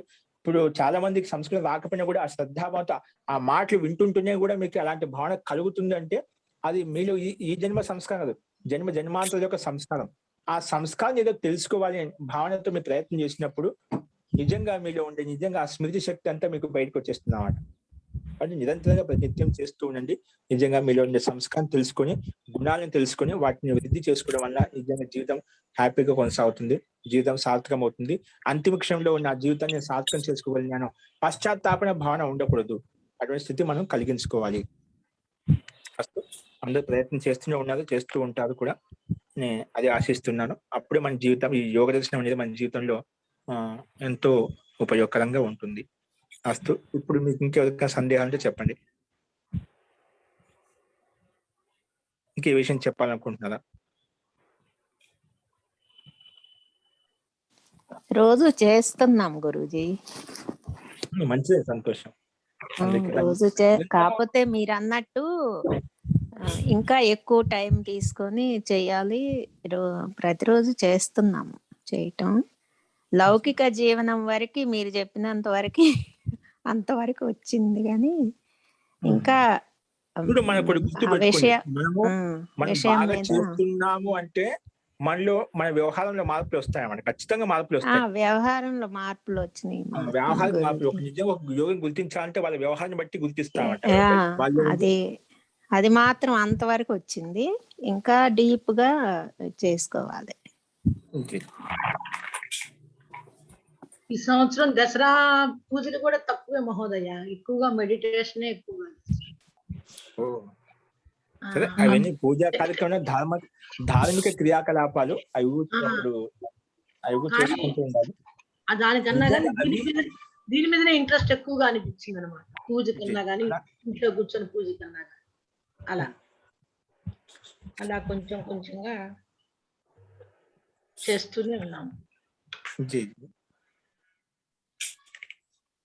అదే అట్లా చేసినప్పుడు మనకేం స్వతహాగా తెలుస్తూ ఉంటాయి ఏం చేయాలనేది. అందుకే అది మీకు చాలా అనుభవంలోకి వస్తున్నాయి. సంతోషం అండి. క్షమితం మహోదయ. జీ చెప్పండి. క్షమితం మహోదయ, మమ నామ నాగలక్ష్మి. సారీ, చెప్పండి నాగలక్ష్మి. గురుగారు, అది వేరే వాళ్ళు వ్యాకరణం అడుగుతున్నారు గురువుగారు. 5 రోజులైంది, లింక్ పంపిస్తానన్నారు లక్ష్మి గారు. జీ తర్వాత ఫోన్ చేయండి నాగలక్ష్మి గారు, నాకు తర్వాత ఫోన్ చేయండి. ధన్యవాదాలు. విషయం నుంచి వ్యాకరణం నుంచి ఇప్పుడు దీనికి సంబంధించి యోగదర్శనకు సంబంధించి మాట్లాడదాం. ఓకే అండి. ఇంకోటి, మీరు ఈ యోగా సమాధి పాదంలో ఉన్నటువంటి, సాధనా పాదంలో ఉన్నటువంటి సూత్రాలు మటుకు ఒకసారి రోజు వల్లి వేస్తూ ఉండండి, చూసే వేస్తుండండి. అవి చాలా ఉపయోగపడతాయి మనకు, చాలా ఉపయోగపడతాయి, తెలియకుండానే ఉపయోగపడుతూ ఉంటాయి. ఎందుకంటే సామాన్యం మీకు సూత్రం చూడండి, దాని అర్థం ఆటోమేటిక్గా వచ్చేస్తుంది. ఆ శబ్దం వినగానే కూడా చాలా విషయాలు తెలుస్తుంటాయి. అవి మటుకు రోజు మీరు ప్రతిరోజు నిత్యము వాటిని అంటే వల్లి వేయడం వల్ల, అంటే రోజు స్మరించుకోవడం వల్ల అవి ఆ సూత్రం యొక్క అర్థం అయితే ఉందో మనకు తెలియకుండానే ఒక్కోసారి ప్రభావం చూపుతాయండి. ఎందుకంటే వాటిని మనం ఏ క్రియాకలాపం చేసినా ఆ సూత్రం వచ్చి ఆ మనసులో ఉందనుకోండి, ఖచ్చితంగా నువ్వు ఏ ఆ కర్మలు చేసేటప్పుడు ఇది కాదు ఇలా, ఇలా కాదు ఇలా అని చెప్పి మనకు తెలియకుండా ఆ పనులు చేస్తూ ఉంటామండి. ఇది ఎప్పుడు స్మరణలో ఉన్నప్పుడు. స్మరణ లేదనుకోండి, మనకు తెలియకుండా తప్పులు జరిగిపోతుంటాయి, మనకు తెలియకుండా జరిగిపోతుంటాయి అన్నమాట. అదే సూత్రం స్మరణలో ఉందనుకోండి, స్మృతి పట్టణం మీద ఉందనుకోండి, నీకు తెలియకుండా చాలా అన్ని ఒక సరైన మార్గంలో వెళ్తూ ఉంటాం. ఇది మనకి ఖచ్చితంగా మీరు జీవితంలో అది ఒకటి చాలా మంది గమనించరు కానీ చాలా జరుగుతూ ఉంటాయి. ఇప్పుడు ప్రతి నిత్యం ఒక ఈశ్వరుని స్మరించడం వల్ల ఆ ఈశ్వరుని భావన, పరమాత్మని భావన కలిగినప్పుడు నిజంగా ఎవరు ఏ తప్పు చేయరు. అలాగే ఇప్పుడు ఈ సూత్రం ఉన్నప్పుడు ఈ సూత్రం ఒక అర్థం చెప్తుంది మనకు. ఆ అర్థం చెప్తే ఆ అర్థం తెలుసు కాబట్టి, చదువుకున్నారు కాబట్టి ఆ అర్థ భావన మీలో ఉందనుకోండి, ఖచ్చితంగా తెలియకుండా నీకు నువ్వు ఏం చేయాలో క్రియాకలాపాలు అవే చేస్తానని మీరు చేయకూడదు. అకర్తవ్యమైన పనులు ఏవైతే ఉన్నాయో అవి చేయమాట, ఆ ధార్మిక పనులు ఏవైతే ఉన్నాయో అవి చేయవు. కాబట్టి ఈ జీవితం మనకు తెలియకుండా చాలా ఉపయోగపడతాయి. కాబట్టి సూత్రం ఉందంటే దాని అర్థం కూడా దానికోసం ప్రయత్నం చేస్తూ ఉంటాం. కాబట్టి ఆ సూత్రాలను ప్రతి ఒక్కరు కూడా వీటిని రోజు వల్లి వేసుకుంటూ ఉండండి, నేర్చుకుంటూ ఉండండి. మీరు సమాధిలో కూర్చొని, మీరు ధ్యానంలో కూర్చొని కావాలంటే ఈ సూత్రాలతో మనసులో అనుకుంటుండండి. అదే నీకు ధారణగా మారిపోతుంది. నేను ఏదో చెప్పాను స్టార్టింగ్ లో, మనకు కలగకపోయినా మనకు ధ్యానం మనసు ఇక్కడికి పారిపోతుందో అంటున్నాను కదా. ఆ సూత్రాలు ఏవైతే ఉన్నాయో సూత్రాలతో చెప్తుంది. ఒక సూత్రం తీసుకుని దాని అర్థం ఏంటి, ఇంకో సూత్రం దాని అర్థం, దాంట్లో పూర్తి లీనం అవ్వండి. మనకి ఏమొద్దు. అట్లా ఒక విషయంలో ముందు లీనమయ్యే అలవాటు అయిందనుకోండి, అప్పుడు ఎటు ఆ మనసుకి ఏకాగ్రత కలిగిందంటే ఆ ఏకాగ్రత స్థితి వల్ల ఒక మనకు ప్రకృష్టమైన జ్ఞానం ఏర్పడుతుంది. ఆ జ్ఞాన సహాయంతో మనం ఎంతవరకే ముందుకు వెళ్ళిపోవచ్చు. అవన్నీ మనం విభూతి పాదం చెప్పుకున్నాం అన్నమాట.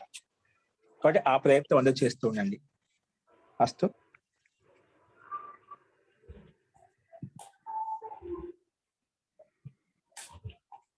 సో మీరు ముఖ్యంగా ఆ ప్రశ్నలు ఏవైతే ఉన్నాయో ఒకసారి నాకు ఈరోజు పంపించండి. ఒకరోజు శనివారం కానీ లేదంటే సోమవారం కానీ ఆచార్య గారిని సోమవారం పిలిపించేద్దాం. ఈ రేపు ఎల్లుండి లోపల పంపించారనుకోండి, ప్రశ్నలు ఏమైనా ఉంటేనా అవి పంపించి సోమవారం రోజు ఆచార్య గారు వస్తారు. మీరు ఆ ప్రశ్నకు సమాధానం మనం అక్కడ ఆయన విస్తృతంగా వ్యాఖ్యానం చెప్తారు. సూక్ష్మ విషయాలు ఏవైతే ఉన్నాయో మీరు అవి రాసి పంపించవచ్చండి. నాకు పంపించండి. హిందీలో అయితే హిందీలో, తెలుగులో అయితే నేను తెలుగులో అనువాదం చేసి చెప్తాను. వాటికి సమాధానం మీకు తర్వాత నేను ఎక్స్ప్లెయిన్ చేస్తాను. ఆచార్య గారు హిందీలో చెప్తారు, దానికి నేను అనువాదం చేసి చెప్తాను మీ ప్రశ్నకు సమాధానం ఏంటో అనేది. అస్తు. ఇప్పుడు ఒకసారి సామాన్యంగా అన్ని చెప్పుకున్నాము. ఇవే విభూతి పాదని ఒకసారి నేను రివిజన్ చేసి మనం ఆ పాటని మళ్ళీ రేపు నుంచి మొదలు పెట్టుకుందామండి. సో ఈరోజు చాలా రోజులైంది కదా, అందరికీ మనం అంత అనుకూలంగా ఉందో లేదో, వస్తారో లేదో అనుకోండి. చాలా చక్కగా వచ్చారని చెప్పి అందరూ వచ్చారు చాలా మంది. సో ఒకసారి మళ్ళీ రివిజన్ చేస్తాను. ఎందుకంటే విభూతి పాదంలోకి వెళ్ళడానికి ముందు ఏమేమి జరిగాయి అనేది కూడా మనకు అవసరం కూడా. అయితే తెలిసినట్టు విషయం చెప్పాను కూడా, మళ్ళీ ఒకసారి చెప్పి మనం అక్కడి నుంచి కంటిన్యూ ముందు చేద్దామండి. సో విభూతి పాదంలో మనకు ముందుగా సాధనా పాదంలో 5 అంగాల గురించి చెప్పుకున్నాం. యమ, నియమ, ఆసన, ప్రాణాయామ, ప్రత్యాహార, ఈ 5 అంగాలు చెప్పుకున్నాం. యమాలు 5 ఉన్నాయి, నియమాలు కూడా 5 ఉన్నాయి. తర్వాత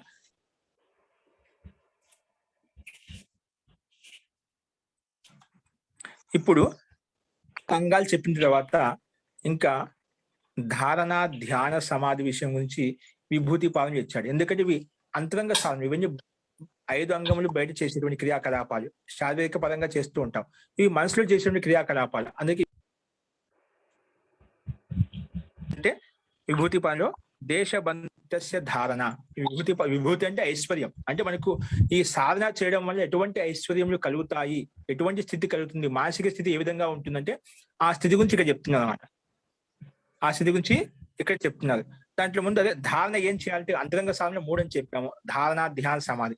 ధారణ అంటే ఏం చేయాలంటే దేశబంధ చిత్తస్య ధారణ అని చెప్పాం. ఏదో ఒక దేశంలో మనకు ప్రతి ఒక్కరు రకరకాలుగా ధారణ చేస్తూ ఉంటామట. అంటే మనసును కేంద్రీకరిస్తుంటాం. ఒకసారి చాలా మంది బ్రికుటు మధ్యలు చేస్తూ ఉంటారు. బ్రికుటు మధ్యలు చేస్తున్నప్పుడు ఒకటి మనం తప్పు చేస్తూ ఉంటాం చాలా మంది, అది గమనించండి. ఇప్పుడు మనం ఆ బ్రికుటి మధ్యలో ఉండే అదంతా చూడాలి అంటే ఏం చేస్తామంటే ఆ కనుగుడ్లను లోపలే కన్ను మూసుకునే కనుగుడ్లను లోపలికి లాగుతూ ఉంటాం, మధ్యలోకి లాగుతూ ఉంటాం, ఈ పక్క ఆ పక్క లాగి చూస్తూ ఉంటాం. అంటే ఆ బొమ్మను ఆ బ్రికుటు మధ్యలో ఉండే భాగాన్ని చూడాలి కదా, దానికోసం కనుగుడ్లను లాగి పట్టుకుంటాం. అలా చేయకూడదు. సహజంగానే మనసులో అనుకోవాలి. ఆ ప్రతిబింబం చాలాసార్లు చూసి ఉంటాం, బ్రికుటు మధ్య ఎలా ఉంది, కంఠ భాగం ఎలా ఉంది, హృదయ భాగం ఎలా ఉంది. కాబట్టి దాన్ని ఒకసారి చూసి అదే స్థితి మనసులో పెట్టుకోవాలి. మనసుకి తెలియని ఒక వస్తువుని చూసినప్పుడు, ఎక్కడ చూసినప్పుడు ఆ వస్తువు ఏ విధంగా అయితే ఉంటుందో ఆ రకంగా ఊరికే వస్తువుని గమనించాలి, మనసుతో గమనించాలి. మనసుతో గమనించినప్పుడు నీకు ఒత్తిడి మనిషి మీద, అది అంటే మెదడు మీద పడదు అనమాట. లేదా తలనొప్పి చాలా మంది ఎక్కువ చేయడం వల్ల కొంతమంది తెలియకుండా తలనొప్పి వస్తూ ఉంటుంది అనమాట. కళ్ళు లాగుతూ ఉంటాయి అన్నమాట. అంటే మనం చేసే విధానంలో కొంచెం ఎక్కడైనా మార్పు ఉన్నప్పుడు అది జరుగుతుంటాయి. కళ్ళు ఎప్పుడు సహజంగా కోమలంగానే బంద్ చేసుకోవాలి. కేవలం మనసులో ఆ భావన ఏదైతే ఉందో, ఆ స్థలం ఏదైతే మనం చూసి లౌకికంగా చాలాసార్లు చూసి ఉంటాం, ఆ వస్తువు మీద మన మనసుని కేంద్రీకరించాలి. కాబట్టి ఏదో ఒక దేశంలో మన చిత్తాన్ని బంధించాలి. దాని ధారణ అంటాం. ఇక బంధించే ముందు అక్కడ తీసుకొచ్చామంటే తీసుకొచ్చి పెట్టామంటే ఒక స్థానంలో, అది బ్రికిటి మధ్య కావచ్చు, కంఠాగ్రం కావచ్చు, ఇవి ఇక్కడ చెప్పారు. నాభి చక్ర బొడ్డు ప్రదేశంలో కావచ్చు, హృదయ ప్రదేశంలో కావచ్చు, బ్రికిటి మధ్యంలో కావచ్చు, లేదంటే బ్రహ్మరంధ్రంలో కావచ్చు, నాలుక కొనభాగం కావచ్చు, ముక్కు యొక్క కొనభాగం కావచ్చు, ఇట్లాగా కొన్ని ప్రదేశాలు, కొన్ని స్థానాలు ఇచ్చిందన్నమాట. ఎక్కడ మనకి ఏ విధంగా అయితే అనుకూలంగా ఉంటుందో ఆ స్థానంలో మనం ఎక్కడ దీంట్లో ఉత్తమమైందంటే ఏమి, అన్ని ఉత్తమమైందని గుర్తుపెట్టుకోండి. చాలా మంది ఇక్కడ చేస్తే ఎక్కువ లాభం కలుగుతుందండి, బ్రికిటి మధ్యలో చేస్తే, బ్రహ్మరంధ్రం చేస్తే ఎక్కువ. ఎక్కడ ముందు మనసు నిలబెట్టేది, ఇవన్నీ ప్రయోగాలు ఏంటి, మనసు నిలబెట్టడానికి ప్రయోగాలు అంతే. ఎక్కడ నిలబెట్టవచ్చు, అదే శక్తి, అదే సామర్థ్యం అన్నిటికీ వచ్చేసింది. దీనికి ఎక్కువ తక్కువ అని ఏది లేదు. ఏ స్థానం కాబట్టి మీకు ఏ విధంగా అలవాటు చేసుకుంటే అదే అలవాటు, ఒకటే అలవాటు చేసుకోండి. అన్ని చేయకూడదు. ఈరోజు ఒక స్థానం చేసాం, ఇంకో రోజు ఇంకో స్థానం, అలా చేయకూడదు. ఒకే స్థానం అలవాటు చేసుకొని అక్కడ అదే శక్తి సామర్థ్యం అలా అభ్యాసం చేసుకోవడం వల్ల నీకు బ్రహ్మరంధ్రంలో బ్రికిటి మధ్య చేస్తే, హృదయ ప్రదర్శన చేస్తే ఎంతైతే లాభం కలుగుతుంది, మిగిలిన స్థానంలో కూడా అటువంటి శక్తి, అటువంటి లాభం కలుగుతుంది. కాబట్టి ఏదో ఒక దేశంలో ముందు చిత్తాన్ని బంధించాలి. దాన్ని ధారణ అంటాం. ముందు అది తీసుకొని వస్తే ధారణ అయిపోతుంది. అదే ధారణ ఏమవుతుంది, తత్ర ప్రత్యయ ఏకతానత ధ్యానం. ఆ ధారణ ఏమవుతుంది, ధ్యానంగా మారిపోతుంది. ఎప్పుడు తత్ర అంటే నువ్వు ఎక్కడైతే ధారణ చేశావో, నీ మనసును, నీ చిత్తాన్ని ఎక్కడైతే బంధించావో, ఎక్కడైతే బంధించావో అక్కడ ఏదో ఒక విషయంలో బంధించావు. ఏదో ఒక జపానుష్ఠానం కావచ్చు, ఓంకార జపం కావచ్చు, గాయత్రి మంత్రం కావచ్చు, ఇంకేదైనా మంత్రం తీసుకొని ఉండొచ్చు. నువ్వు ఎక్కడైతే ఏ ఏ జ్ఞానాన్ని తీసుకొని నువ్వు ధారణ చేశావో ఆ విషయంలో, ఆ ధారణ ఎక్కడైతే ఉందో, ఆ ధారణ ఎక్కడైతే చేసావో ఆ స్థానంలో అదే జ్ఞానము, అదే వృత్తి ఎల్లప్పుడు కంటిన్యూ నడవాలన్నమాట. అక్కడ ధారణ అక్కడ తీసుకొచ్చిన విషయాన్ని మళ్ళీ కంటిన్యూగా కొనసాగిస్తూ ఉంటే అది ధ్యానంగా మారిపోతుంది. ఆ జ్ఞాన ప్రవాహం ఒక నిరంతరంగా నడుస్తూ ఉండాలి. అప్పుడైతే కంటిన్యూ నడిచిందో అది ధ్యానంగా మారిపోతుంది. ధారణ అక్కడ ఆ స్థలంలోకి వస్తుంది, అక్కడ బంధిస్తాము. అక్కడ బంధించిన అదే స్థానంలో అదే వైపు కంటిన్యూ తీసుకెళ్ళాం, అదే జ్ఞాన్ని కంటిన్యూ తీసుకెళ్ళాం అనుకోండి, అది ధ్యానంగా మారిపోతుంది. అందుకే తత్ర ప్రత్యయ ఏకతాంత, ప్రత్యయ జ్ఞానం యొక్క ఏకతాంత కంటిన్యూటీ ఎక్కడైతే ఉంటుందో అది ధ్యానంగా మారిపోతుంది అని చెప్పుకున్నాం. తర్వాత సమాధి అని చెప్పుకున్నాం. రెండోది. మూడవది ఏంటి, అంతిమ అంగము సమాధి. సమాధి ఎప్పుడు కలుగుతుంది, ఇవన్నీ ధారణా ధ్యానం కలిగినప్పుడు లాస్ట్ లో సమాధి కలుగుతుంది. ఆ సమాధి స్థితి ఎలా ఉంటుంది, తదేవ అర్థమాత్ర నిర్భాసం స్వరూప శూన్యం ఇవ సమాధి. తదేవ అర్థమాత్రం. ఇప్పుడు ధారణ ఎక్కడైతే చేసామో అదే ధారణలు ఏదైతే వృత్తి ఉంది, ఏదైతే జ్ఞానం, అదే జ్ఞాన వృత్తి కంటిన్యూగా కొనసాగి ధ్యానంగా మారిపోయింది. అప్పుడు ఏదైతే విషయాన్ని ధ్యానం చేస్తున్నావో ఆ ధ్యానంలో శబ్దం ఉంటుంది కదా, ఆ శబ్దం యొక్క అక్కడ శబ్దం ఉండదు, శబ్దం యొక్క అర్థం, శబ్దం యొక్క జ్ఞానం ఏదైతే ఉందో ఆ జ్ఞానం మాత్రమే ఉంటుంది, ఆ అర్థం మాత్రమే ఉంటుంది. అక్కడ శబ్దం కూడా నువ్వు మర్చిపోతావు. ఈ విధంగా అయితే నువ్వు ధారణలు శరీరం అంతా జ్ఞానోదయం ఉంటుందండి. ధ్యానంలోకి వెళ్ళినప్పుడు ఆ ఓన్లీ వృత్తి జ్ఞానం మాత్రమే, శబ్ద జపానుష్ఠానం మాత్రమే, అదొకటి మాత్రమే ఉంటుంది. కానీ సమాధిలోకి వెళ్ళినప్పుడు అక్కడ శబ్దం ఏదైతే ఉందో, ఏదో ఒక శబ్దాన్ని ఉచ్చరిస్తున్నామో ఆ శబ్దం కూడా అక్కడ ఆభాసం అయిపోతుంది. అంటే అది కనిపించదన్నమాట. అంటే శబ్దం యొక్క అర్థం ఏదైతే ఉందో ఆ జ్ఞాన ప్రవాహంలో ఉంటుంది, అర్థ ప్రవాహంలో లీనం అయిపోతాం. అంటే అక్కడ ఏమి కనిపించే శబ్దం కూడా మనకు వినిపించదన్నమాట ఆ సమాధి స్థితిలో. అంటే పూర్తిగా అర్థంలో లీనం అయిపోతాము, అర్థంలో పూర్తి లీనం అయిపోతాం. అప్పుడు ఆ స్థితి మన శరీరం అంతా అత్యంత తేలికగా అయిపోతుంది. మన శరీరంలో ఉండే అవయవాలు మొత్తం స్తబ్దం అయిపోతాయి. పూర్తిగా స్థిరోకాయ గ్రీవంగా నిలబడిపోతాం. అంటే ఒక స్తంభం విధంగా ఉంటుంది. ఆ రకంగా అంటే సక్రియాత్మకంగా బుద్ధి ఒకటే పనిచేస్తుంది. కేంద్ర బిందులో పూర్తి లీనం చేశాం. అప్పుడు అర్థ మాత్రంలో పూర్తి ఓతప్రోతం అయిపోయాం. మన మనసు పూర్తి అతను అందులో లీనం అయిపోయింది. అప్పుడు శరీరం యొక్క స్థితి కూర్చు కూడా నీకు కదలికలంటూ ఏముండవు, పూర్తిగా మర్చిపోయి ఉంటామంట. అలాంటి స్థితి కలుగుతున్నాడు. అత్యంత తేలికగా ఉంటుంది, అత్యంత ప్రశాంతంగా ఉంటుంది, అత్యంత శాంతంగా ఉంటున్నామంట. ఆ ఒక్క అనుభూతి మనకి ఒక నిమిష కాలం, ఒక సెకండ్ కాలం వచ్చినా, 2-3 సెకండ్లు వచ్చినా కూడా అది ఎంతో ఆనందాన్ని, ఎంతో అనుభూతిని ఇస్తుందండి. ఆ ఒక్క సెకండ్లో కలిగినటువంటి మనసు నియంత్రణ ఏదైతే ఉందో అప్పుడు ఏదైతే సంస్కారం పడుతుందో ఆ సంస్కారాన్ని బేస్ చేసుకుని మనం ఎంతవరకే ముందుకు వెళ్ళిపోవచ్చు. ఎందుకంటే అంత మాటలు చెప్పలేంత ఆనందం అక్కడ కలుగుతుందన్నమాట. కాబట్టి తదేవ అర్థమాత్ర నిర్భాసం స్వరూప శూన్యమివ. స్వరూపం అంటే అక్కడ శబ్దం యొక్క అర్థం, ఆ శబ్ద స్వరూపం అనేది కనిపించదు, శూన్యంగా అయిపోతుంది. అర్థమాత్ర నిర్భాస, అర్థంలో లీనం అయిపోయినప్పుడు దాన్ని సమాధి అంటాము. తర్వాత ఇలా ఈ 3 ఏమని చెప్పామంటే ధారణ, ధ్యాన, సమాధి. ఇవి ఎప్పుడైతే 3 ఒకే చోట ఉంటాయో, ధారణ, ధ్యానము, సమాధి, త్రయం ఏకత్ర సంయమ, ఈ 3 ఎప్పుడైతే ఒకే చోట ఉంటుందో సంయమం అని చెప్పి ఒక కొత్త పరిభాష పేరు పెట్టామట. అంటే నువ్వు ఏం చేసినా నిజంగా ధ్యానం చేస్తున్నావంటే ఈ 3 విషయాలు అక్కడ ఉండాలి. అదే నిజమైన ధ్యానం. మనం ధ్యానం చేస్తున్నామంటే అక్కడ ధారణ ఉంది, అక్కడే ధ్యానం ఉంది, అక్కడే సమాధి ఉంది. ఈ 3 ఎక్కడైతే కలిసి ఉంటుందని సంయమం అంటాము. అంటే అక్కడ సంయమించం, మన మనసును పూర్తిగా సంయమం చేసి అన్ని వైపుల నుంచి, ఒకవైపు నుంచి కాదు, అన్ని సంయమించి అక్కడ పూర్తిగా కేంద్రీకరించి ఎక్కడ లేదన్నమాట. మనం పోయి తీసుకెళ్తే కానీ పక్కకి వెళ్ళిపోదాం అంట. అంటే పూర్తి సంయమం. అందుకే ఈ 3 ఎక్కడైతే కలిసి ఉంటాయో త్రయం ఏకత్ర సంయమ అని చెప్పి 4వ సూత్రం చెప్పుకున్నాం అక్కడ. కాబట్టి ధారణ, ధ్యాన, సమాధి ఈ 3 ఎక్కడైతే ఒకే విషయంలో లీనమై ఉంటాయో దాన్నే సంయమం అని చెప్పి ఒక పారిభాషిక శబ్దాన్ని ఇక్కడ వినియోగించారనమాట. కాబట్టి అలా ఒక విషయం మీద సంయమం చేయడం వలన, ధారణ, ధ్యాన, సమాధిని సంయమించడం వల్ల ఎటువంటి లాభం కలుగుతుంది అంటే దానికి సమాధానంగా తజ్జయ త్వజ్జాలోక.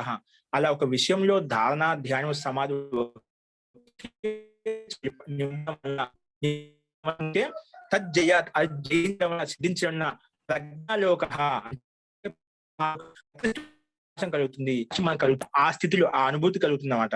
ఎప్పుడు సంయమం సిద్ధించినప్పుడు. సంయమం అంటే ధారణ, ధ్యానము, సమాధి 3 ఒకే చోట ఉన్నప్పుడు వీటిని గమనిస్తున్నామట. అవి 3 ఒకే చోట ఉన్నాయా లేదా. నిజంగా వాస్తవంగా ధారణలో వచ్చి ఒక ధారణ కలిగిన ఎంతో గొప్ప విషయం అండి. ఆ ధారణ ధ్యానంగా మారిపోయిందండి. ధ్యానంలో వచ్చే సుఖమే మనం అనుభూతిని అంత ఆనందాన్ని ఇస్తున్నా, దాన్ని మనం జీర్ణించుకోలేం ఇప్పుడు లౌకిక ఉండే వ్యవహారంలో. సమాధి అంటే చాలా చిన్న విషయం కాదు. ధ్యాన సుఖాన్ని మనం ఆనందాన్ని అంత ఎక్కువగా విశాలంగా ఉంటుంది. దాన్ని మనం ఇప్పుడు ఉన్న పరిస్థితులు మనం అదిగించుకోలేం. అంటే అంత ఆనందాన్ని ఇస్తున్నాం అన్నమాట. కాబట్టి తజ్జయాలు అంటే ప్రకృష్టమైనటువంటి ఉత్కృష్టమైన జ్ఞానోదయం కలుగుతుంది, జ్ఞాన ప్రకాశం కలుగుతుంది. ఆ జ్ఞాన ప్రకాశం అప్పుడు ఆ జ్ఞాన అనుభూతిని ఎప్పుడు పొందుతుంటామో అప్పుడు ఒక సంస్కారం ఏర్పడుతుంది. అది స్మృతి పటంలో అంకితం అయిపోతుందంట, అది రికార్డింగ్ అయిపోతుంది. అది ఎప్పుడు కావాలంటే అప్పుడు మనం వినొచ్చినమాట. ఎప్పుడు కావాలంటే అనుభూతిని స్మరణ చేసుకుంటే మాత్రం అది వెనకంలో వచ్చేస్తున్నమాట. ఏ విధంగా రికార్డింగ్ సేవ్ చేసినప్పుడు అవి ఎప్పుడు కావాలంటే ఏ విధంగా మనం వింటూ ఉంటామో ఆ స్మరణ అనేది, ఆ సంస్కారం పూర్తిగా అది మనసులో పడిపోయింది. కాబట్టి మనం ఎప్పుడైనా ఆ స్థితి గురించి మన ఈ సమాధిలో ఏదో ఇలా కూర్చుని ఇలా జరిగిందనే అనుభూతి ఒకసారి మనం స్మరణ చేసుకుని కూడా ఆ అనుభూతి మనకి ఎంతో ప్రేరణ కలిగిస్తుంది, అంటే ముందు తీసుకెళ్లడం కోసము. కాబట్టి తజ్జయ ప్రజ్ఞాలోక, ప్రకృష్టమైన ఆలోకం, ప్రకాశం కలుగుతుంది అని చెప్పుకున్నాము. మళ్ళీ అలా అలాంటి ప్రకృష్ట జ్ఞానం ఏర్పడింది కదా. ఆ ప్రకృష్టమైన జ్ఞానం ఏం చేయాలి అంటే దాని 6వ సూత్రంలో తస్య భూమిషు వినియోగ. తస్య అంటే ఈ ప్రకృష్టమైన జ్ఞానం ఏదైతే ఏర్పడిందో సంయమం ద్వారా, సంయమం చేయడం వలన నీకు ఒక ప్రకృష్ట జ్ఞానోదయం కలుగుతుందని చెప్పాం. ఆ జ్ఞానోదయాన్ని ఎక్కడ వినియోగించాలి అంటే అప్పుడు తస్య భూమిషు వినియోగం, భిన్న భిన్న విషయాలు, భిన్న భిన్నమైన లోకాల్లో కూడా, అంటే ఎక్కడ ఏ విషయం కావాలంటే ఆ విషయం మీద మనం సంయమం చేయవచ్చు. అంటే ఒక్క విషయంలో మన సిద్ధి కలిగినప్పుడు ఆ సిద్ధి భిన్న భిన్న విషయాలు కూడా సిద్ధింపజేస్తుంది. అంటే ఇప్పుడు కేవలం శరీరం మీద నువ్వు సంయమం చేసినప్పుడు శరీరం యొక్క సంరచన మొత్తం నీకు పూర్తిగా తెలిసిపోయి, యథార్థంగా తెలిసిపోయింది మొత్తం. ఒక ప్రత్యక్షంగా ఒక వస్తువును చూసిన విధంగా మొత్తం కనిపిస్తూ ఉంటుందో అలాగే మొత్తం మనకు కనిపిస్తుందండి. ఆ ప్రజ్ఞాలో అటువంటి జ్ఞానోదయం కలుగుతుందన్నమాట. అటువంటి ప్రజ్ఞాలోకం అనేది, ప్రకృష్టమైన జ్ఞానం అనేది వేరే విషయాల్లో నువ్వు ఏ విషయం కావాలంటే ఆ విషయం కేంద్రీకరిస్తే ఆ విషయం యొక్క డేటా మొత్తం నీకు కనిపిస్తుంది అన్నమాట.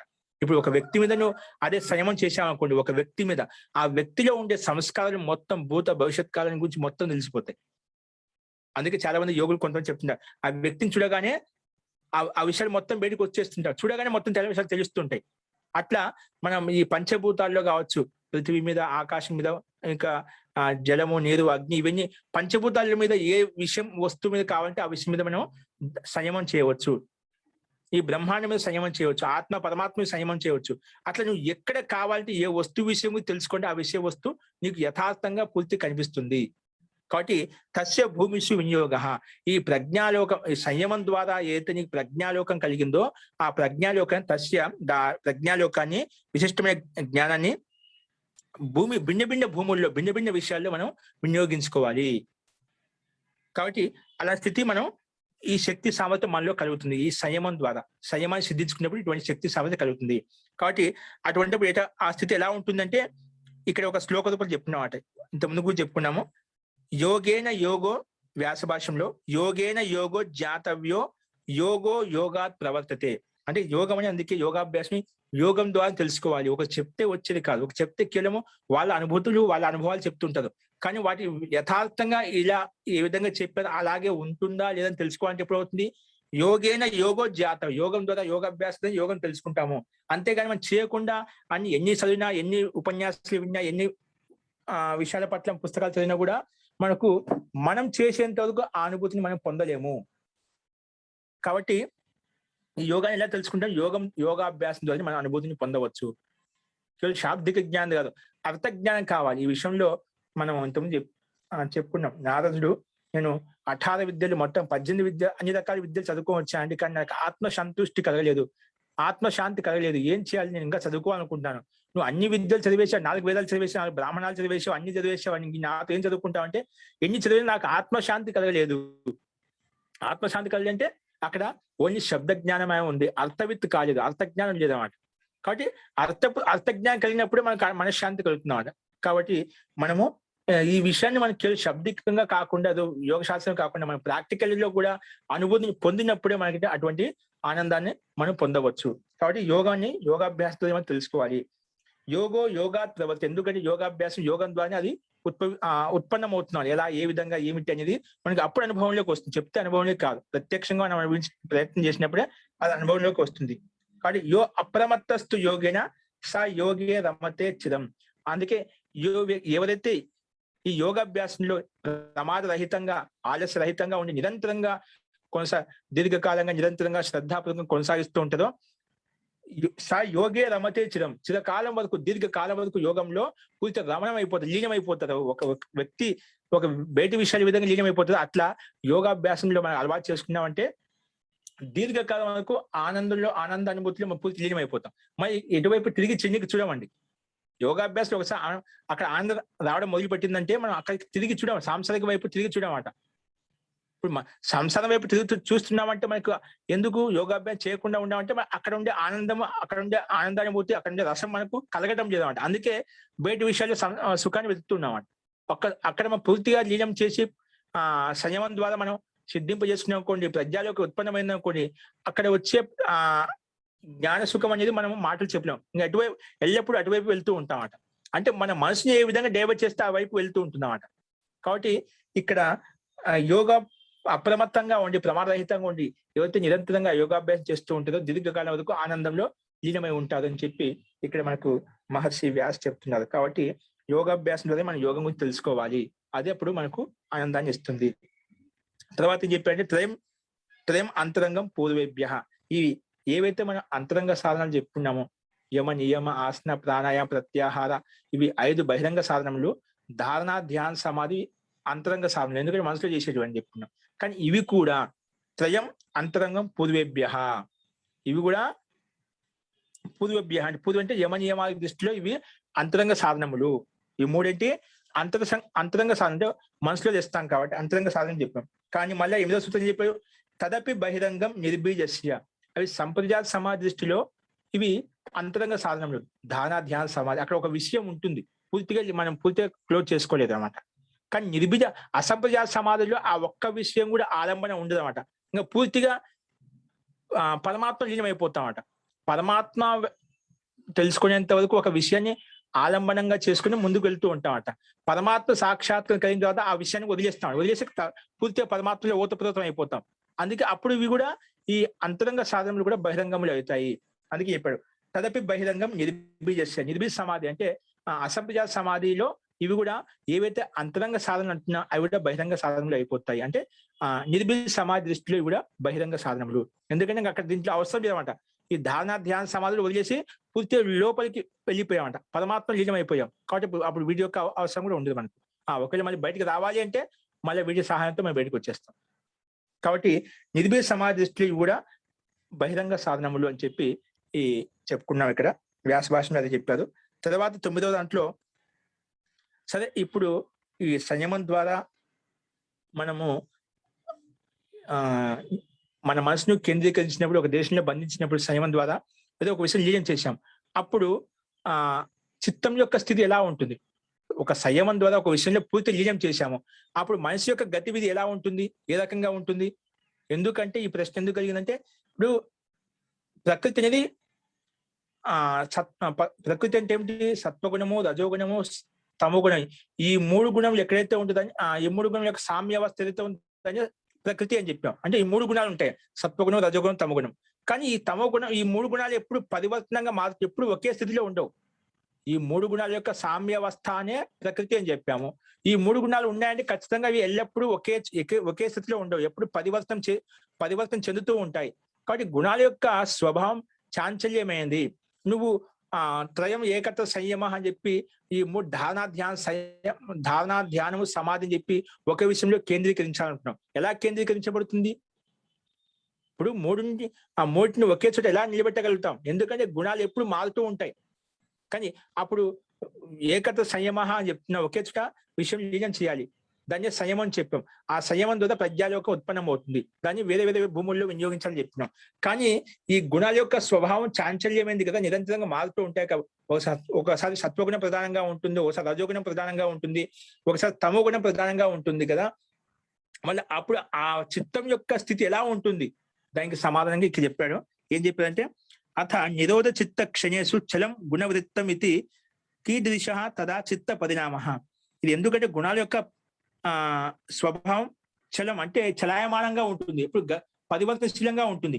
అటువంటి అప్పుడు కీదృశ తదా చిత్త పరిణామ, ఆ చిత్త పరిణామం ఏ రకంగా ఉంటుంది అని ఇక్కడ ప్రశ్న.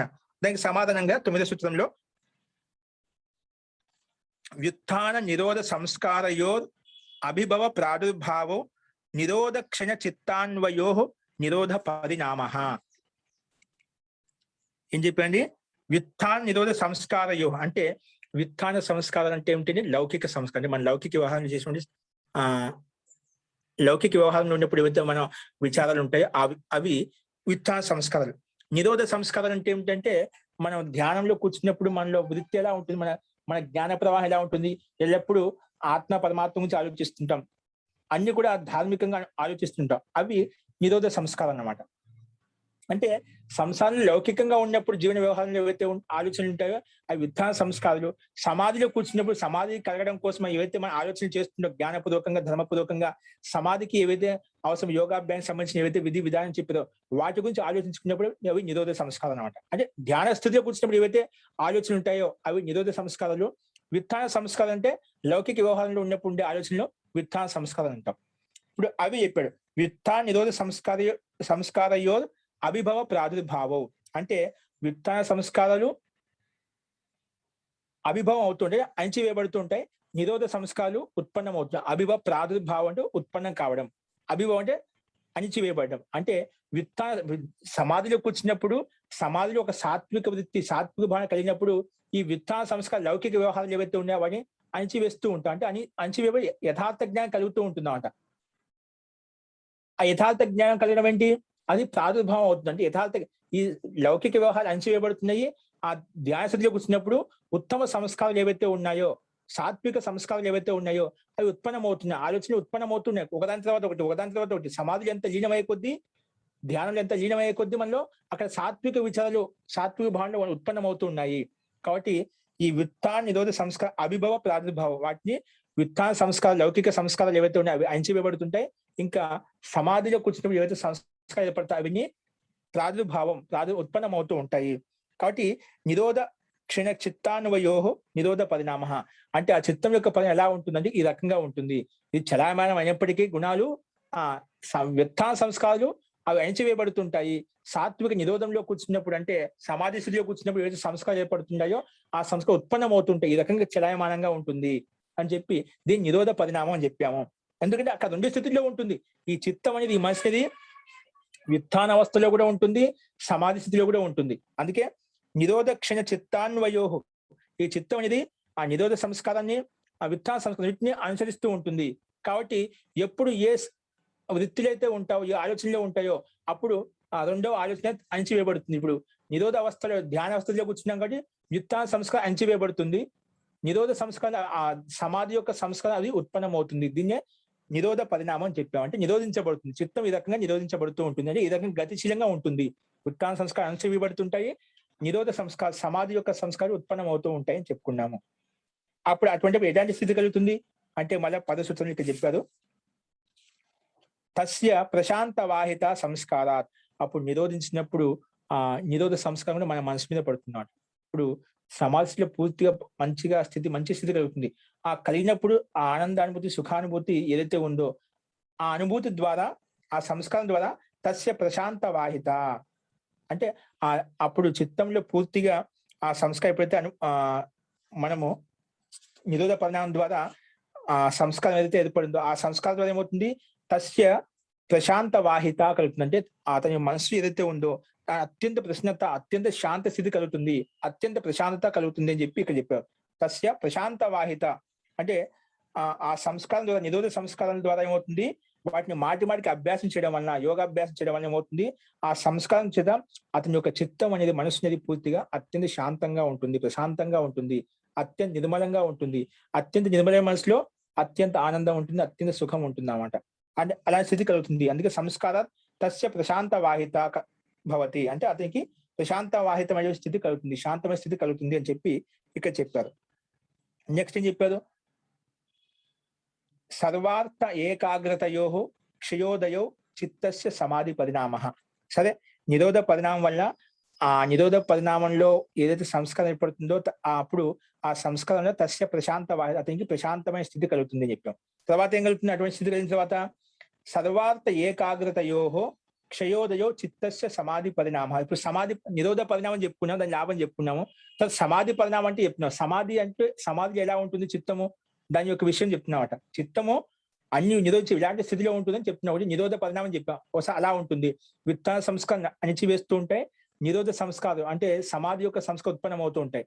తర్వాత సమాధి పరిణామం అంటే ఏమిటన్నప్పుడు సర్వార్థ ఏకాగ్రతయో అంటే మన చిత్తం అన్ని విషయాల వైపు వ్యాపించి ఉంది, అన్ని చోట్ల సర్వార్థత అన్ని వైపు నుంచి వ్యాపించి ఉంది.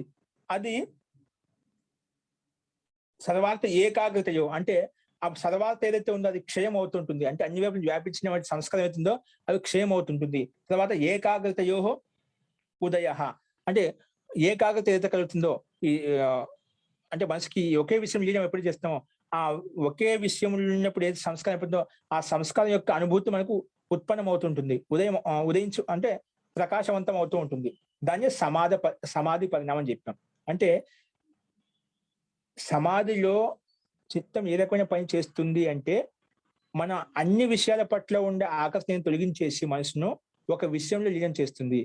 ఒక విషయంలో లీనం చేసినప్పుడు ఒక విషయం యొక్క జ్ఞానోదయం ఏదైతే ఉందో ఆ జ్ఞానోదయం మనకు ఉత్పన్నం అవుతూ ఉంటుంది.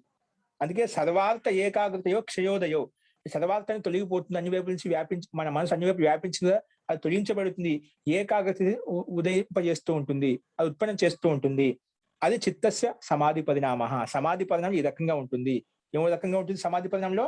మన మనసును అన్ని వైపుల నుంచి తొలగించి ఒకే విషయం తీసుకొస్తుంది. దీన్నే సమాధి పరిణామం అని చెప్పాను. దాన్ని సమాధి పరిణామం అని చెప్పుకున్నాము. అదే విషయాన్ని కూడా వ్యాసమహర్షుడు అదే విధంగా చెప్పాడు. తర్వాత ఆ సమాధి పరిణామాలు ఎటువంటి స్థితి కలుగుతుంది దానికి ఉపలబ్ధి చెప్తున్నారు ఇక్కడ. తతః పునః శాంతోదితౌ తుల్య ప్రత్యయో చిత్తస్య ఏకాగ్రత పరిణామః. తతః అంటే ఈ సమాధి పరిణామం వల్ల ఏం కలుగుతుందంట? తతః పునః శాంత ఉదితౌ అంటే శాంత స్థితి. అంటే ఇప్పుడు సమాధి పరిణామంలో ఒక సంస్కారం ఏర్పడుతుంది చెప్పి, అంటే సర్వార్థ అంటే మన మనసు అన్ని చోట్ల వ్యాపించి తొలగిపోతూ ఉంటుంది, ఒకే విషయం లీనం అయిపోతుంది. ఆ ఒకే విషయం లీనం చేసినప్పుడు ఏదైతే సంస్కారం ఏర్పడుతుందో ఆ సంస్కారము మాటి మాటికి అభ్యాసం చేయడం వల్ల తతః పునః శాంత ఉదితవు అంటే ఆ ఏకాగ్ర స్థితిలో ఉన్నప్పుడు మొట్టమొదటి స్థితి ఏదైతే ఉందో అది శాంతం అవుతుంది. తర్వాత దాన్ని ఆరాధన చేసుకుని మళ్ళీ ఇంకో సంస్కారం ఏర్పడుతుంది, జ్ఞాన సంస్కారం ఏర్పడుతుంది, అది ఉత్పన్నం అవుతుంటుంది. అంటే ముందు సంస్కారం శాంతం అవుతుంది, తర్వాత ఇంకో ఉత్కృష్టమైన సంస్కారం ఉత్పత్తి చేస్తుంది, మళ్ళీ అది ఇంకో ఉత్కృష్టమైన సంస్కారం ఉత్పత్తి చేసి ముందు శాంతం అవుతూ ఉంటుంది. అంటే ఒక అలలు లాంటివి, నదిలో అలలు వస్తాయి కదా, అలా అలలు అంటే ఒక తరంగాన్ని ఉత్పన్నం చేసి ఇంకో తరంగం ముందు తరంగం నష్టమైపోతుంది. అలాగా ఈ సమాధిలో ఏకాగ్రతలో కూడా ఏకాస్థితి కలిగినప్పుడు ఒక స్థితి కలుగుతుంది, అది శాంతమే అట్ట ముందుకు వెళ్ళిపోతుంది. ఏకాగ్రత ఉన్నప్పుడు అక్కడి నుంచి ముందుకు వెళ్ళే కొద్దీ ముందు సంస్కారం అవుతుంది, అది నష్టం అవుతుంటుంది, ఇంకో సంస్కారం దానికి సమానంగా ఉండే సంస్కారం ఉత్పత్తి చేస్తూ పోతుందట. అంటే ముందు సంస్కారం నష్టం కావడం, దానికి సమానంగా ఉండే సదృశ్యమైన సంస్కారం అంటే జ్ఞానాన్ని ఉత్పత్తి చేస్తూ అట్లా ముందుకు వెళ్తుంటుంది. అందుకే తతః దానివల్ల సమాధి పదం తతః పునః మళ్ళీ శాంత ఉదితవు తుల్య ప్రత్యయం. తుల్య అంటే ఆ ప్రత్యయం దానికి సమానమైన జ్ఞానాన్ని ఉత్పత్తి చేసి ముందు జ్ఞానం నష్టం అవుతుంది. మళ్ళా ఆ ముందు సంస్కారం ఉత్పత్తి చేసిన తర్వాత అది నష్టమే, మళ్ళీ ముందు ఒక జ్ఞానం శాంతమైనటువంటి ఉత్కృష్టమైన జ్ఞానం ఉత్పత్తి చేసి అది నష్టం అవుతుంది. అలాగా శాంత ఉదితో తుల్య ప్రత్యయం చిత్తస్య ఏకాగ్రత పరిణామ. అంటే ఏకాగ్రతలో కూడా ఉచ్చ స్థితికి వెళ్ళిపోతాం, అంతిమ స్థితి, ఇంకా అంతకని ఉచ్చ స్థితి ఉండదు అన్నమాట. కాబట్టి ఆ స్థితి వరకు వెళ్లే వరకు ఒక ప్రవాహం నడుస్తూ ఉంటుంది అన్నమాట. ఒక ప్రవాహం, జ్ఞాన ప్రవాహం. అది ముందు ప్రవాహం ఏదైతే అది నష్టం అవుతుంది, మళ్ళీ కొత్త ప్రవాహాన్ని ఉత్పత్తి చేస్తుంది. ముందు నష్టం కావడం, కొత్త ప్రవాహాన్ని ఉత్పత్తి, అంటే దాని సమానమైన సదృశ జ్ఞానం ఉత్పత్తి చేసుకుంటూ అంతిమ చరమ సీమ వరకు తీసుకెళ్తుంది, మోక్ష స్థితి వరకు తీసుకెళ్తుంది. దాన్నే చిత్తస్య ఏకాగ్రత పరిణామ అని చెప్పాం. ఇది చిత్తానికి ఏకాగ్రత పరిణామము. ఈ రకంగా సమాధి పరిణామము, ఏకాగ్రత పరిణామము, నిరోధ పరిణామము, ఈ 3 పరిణామాలు చెప్పుకున్నాం. నిరోధ పరిణామంలో ఏమవుతుందంటే, నిరోధ పరిణామంలో విత్తాన సంస్కారాలు, లౌకిక సంస్కారం అణచివేయబడుతుంటాయి. యోగాభ్యాసంలో ధ్యాన సంస్కారాలు మనకు ఉత్పన్నం అవుతూ ఉంటాయి. దాన్ని నిరోధ పరిణామం, నిరోధించబడిన స్థితి అని చెప్పాము. తర్వాత సమాధి పరిణామంలో మన మనస్సు అన్ని వైపులు వ్యాపించి ఉంది కాబట్టి అన్ని వైపుల నుంచి తొలగించేసి ఒకే విషయం లీనం చేస్తుంది. అలా ఎప్పుడైతే స్థితికి అవుతుందని సమాధి పరిణామం అని చెప్పాం. ఆ సమాధి పరిణామం వల్లనే మనకు ఆ సమాధిలో కలిగినటువంటి జ్ఞానోదయం ఏదైతే ఉందో అది పూర్వ జ్ఞానాన్ని అణచివేస్తూ మరి దానికి సమానమైన సదృశ్యమైనటువంటి జ్ఞానం ఉత్పత్తి చేస్తూ అలా ముందుకు శాంత ఉదిత స్థితి మనకు కలిగేస్తుంది. దీన్ని ఏకాగ్రత పరిణామం. అంటే ఏకాగ్రతకి స్థితిలో ఉచ్చ స్థితిలోకి తీసుకెళ్తుంది. అంటే ముందు సంస్కారాన్ని అణచివేస్తూ తర్వాత ఉత్కృష్టమైన సంస్కారాన్ని ముందు తీసుకెళ్తూ అలాగా ఏకాగ్రత యొక్క చరమ సీమ వరకు మనకు తీసుకెళ్తుంది. దీన్ని ఏకాగ్రత పరిణామం చెప్పాము. ఈ 3 పరిణామాలు ఈ రకంగా మన చిత్తంలో ఉంటాయి, మార్పులు చెందుతూ ఉంటాయని చెప్పి మనం ఇక్కడ చెప్పుకున్నాం. అంటే ఇప్పుడు సంయమం ద్వారా చేసినప్పుడు, ధారణ ధ్యాన సమాధి ద్వారా ఒక విషయంలో లీనం చేసినప్పుడు మన మనసు యొక్క స్థితి ఎలా ఉంటుందంటే సమాధి పరిణామంలో ఉంటుంది, లేదా ఏకాగ్రత పరిణామంలో ఉంటుంది, లేదంటే నిరోధ పరిణామంలో ఉంటుంది. ఈ పరిణామం ఏదో పని చేస్తూ ఉంటుంది అన్నమాట. ఆ రకంగా చలాయమానంగా ఉంటుంది. ఎప్పుడు ఆ గతి నిరుద్ధం అవుతుంది? ముక్తి కలిగేంత వరకు, అంటే మనలో ఉండే సంస్కారం దగ్ధం చేసేంత వరకు అంతవరకు ఈ పరిణామం, ఈ గతిశీలి నడుస్తూనే ఉంటుంది అన్నమాట. అంటే నిరోధ సంస్కారాలు ఉత్పన్నమవుతూ ఉంటాయి, ఉత్తమ సంస్కారాలు లౌకిక సంస్కారం అణచివేయబడుతుంటాయి. ఈ రకంగా చలాయమానంగా ఉంటుంది. కానీ ఎప్పుడైతే చరితార్థం అవుతుందో, ముక్తిని కలిగజేస్తుందో అప్పుడు ఈ గుణాలు శాంతం అయిపోతాయి. దాన్ని వదిలేసి పరమాత్మ లీనమైపోతాం. అది ముక్తి కలిగినప్పుడు అప్పుడు శాంతం అవుతుంది. అంతవరకు ఈ చిత్తం ఎలా నడుస్తుంది? నిరోధ పరిణామంలో ఉంటుంది, లేదా సమాధి పరిణామంలో ఉంటుంది, లేదా ఏకాగ్రత పరిణామంలో ఉంటుంది. మనం ముక్తి కలిగేంత వరకు ఏకాగ్రత పరిణామంలో ఉంటాం. ఏదో ఒక విషయంలో పూర్తిగా లీనమై ఉంటాం అన్నమాట. అది పూర్తిగా పరమాత్మలో ఓతప్రోతం అక్కడ దిగిపోయినప్పుడు అప్పుడు ఈ ఏకాగ్రతను వదిలేసి, ఒక విషయం వదిలేసి పరమాత్మలో ఓతప్రోతం అయిపోతాం. అది అవసంప్రజాత సమాధి. అప్పుడు దగ్ధబీజం అవుతాయి. మనలో ఉన్న సంస్కారాలు, అనాది వాసన సంస్కారాలు పూర్తిగా దగ్ధబీజం అయిపోతాయి. అటువంటి స్థితి మనకు కలుగుతుంది. ఈ 3 పరిణామాలు మనము చిత్తంలో నిరోధించినప్పుడు ఇలా ఉంటుందని చెప్పి మనం చెప్పుకున్నాము. ఫస్ట్ ఇదే విషయాన్ని మనం రేపు వీటిలో ఈ సమాధి పరిణామం ద్వారా, ఏకాగ్రత పరిణామం ద్వారా, నిరోధ పరిణామం ద్వారా ఇప్పుడు ఇంద్రియాల్లో పంచభూతాల్లో ఉండే విషయం కూడా మనం ఇదే విధంగా అర్థం చేసుకోవచ్చు. ఇప్పుడు ఏ విధంగా అయితే మన మనసు ఏ విధంగా ఉంటుంది, అదే పంచభూతాలు ఏ విధంగా ఉంటుంది, ఇంద్రియాలు ఏ విధంగా ఉంటుంది, వీటి యొక్క ధర్మ లక్షణ అవస్థా పరిణామం ఏ విధంగా అనేది మనం రేపు చూద్దామండి. ఫస్ట్ ఇది ఒకసారి ముందు చెప్పాను, మళ్ళీ ఒకసారి చదవలేదు ఎందుకంటే రివిజన్ చేశాను. సో రేపు వీటిలో ఏతైనా భూతేంద్రియేషు ధర్మ లక్షణ అవస్థా పరిణామం వ్యాఖ్యాత అంటే భూతాల్లో పంచభూతాల్లో ఉండేటువంటి ఇంద్రియాల్లో ఉండేటువంటి ధర్మ పరిణామం ఎలా ఉంటుంది, లక్షణ పరిణామం ఏ విధంగా మార్పు వస్తుంది, అవస్థా పరిణామం ఏ విధంగా మారుతుంది అనేది అది మనం ఈ సూత్ర వ్యాస భాష ద్వారా మనం రేపు చూద్దామండి. అస్తు. ఇంకెదైనా సందేహం అంటే మనం రేపు చూద్దామండి. మంత్రపాఠ.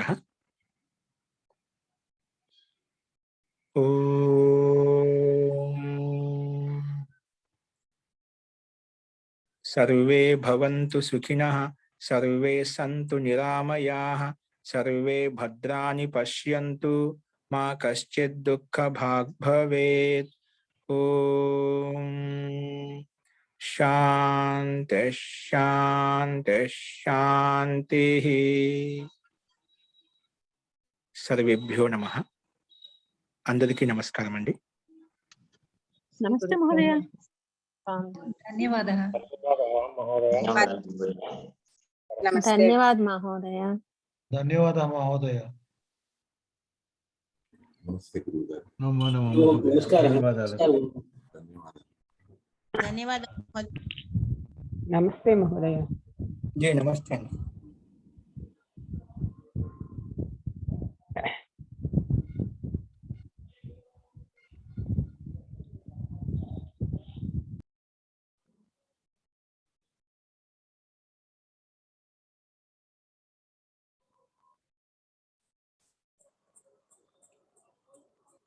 అస్తు. సర్వేభ్యో నమః. పునర్మిలామః. స్వః.